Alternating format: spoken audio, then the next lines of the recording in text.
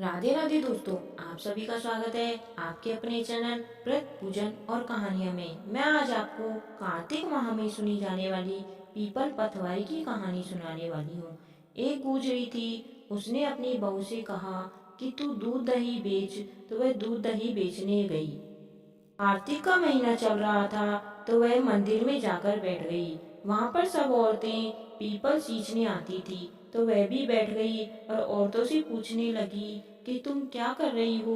तो औरतें बोली कि हम तो पीपल पतवारी सींच रहे हैं। तो उसने पूछा इससे क्या होता है। तो औरतों ने जवाब दिया कि इसके करने से अन्न धन मिलता है, बरसों का बिछड़ा हुआ पति का साथ मिलता है।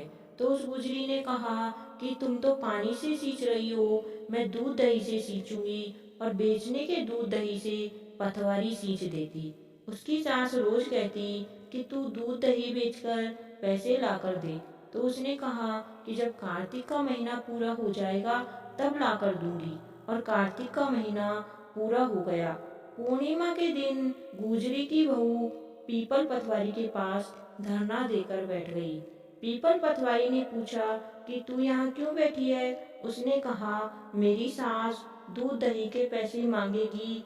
तो पीपल पतवारी ने कहा मेरे पास तो पैसे नहीं है, ये भाटे डंडे पान पत्ते पड़े हैं, इनको ले जा और अपनी गुल्लक में ले जाके रख दे। जब सास ने पूछा कि बहू पैसे लाई है, तो गुजरी ने कहा मैंने पैसे गुल्लक में रख दिए हैं। तब सास ने गुल्लक खोल कर देखा तो सास देखती ही रह गई। उसमें हीरे मोती जगमगा रहे थे। पत्तों का धन हो गया। सास बोली कि बहू इतना पैसा कहाँ से लाई। तो बहू ने आकर देखा कि बहुत धन पड़ा है। तब गुजरी ने कहा सासू जी, मैंने तो पूरे कार्तिक महीने में पूरे दूध दही से पीपल पतवारी को सींचा और बदले में उनसे मैंने धन मांगा। तो उन्होंने मुझे भाटे डंडे और पत्ते दिए और मैंने गुल्लक में रख दिए और वह हीरे मोती हो गए। तब सास ने कहा कि अब की बार मैं भी पतवारी सींचूंगी। सासू दूध दही तो बेच आती और हांडी धोकर पीपल पतवारी को सींच देती और बहू से कहती कि तू मेरे से पैसे मांग। तो बहू ने कहा कि कभी बहू ने सास से हिसाब मांगा है। सासू जी महीने के आखिर में पीपल पतवारी पर जाकर धरना देकर बैठ गई।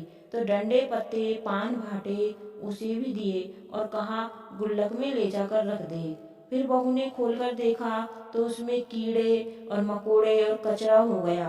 बहू ने सास से कहा यह क्या है। तो सास देखकर बोली कि पीपल पतवारी ने तेरे को अन्न धन दिया और मुझे कीड़े मकोड़े दिए।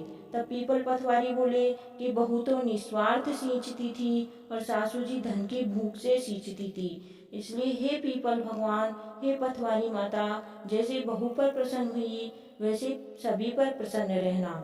कहानी सुनने वाले और सुनाने वाले सभी का भला हो, आपकी सभी मनोकामनाएं पूर्ण हो।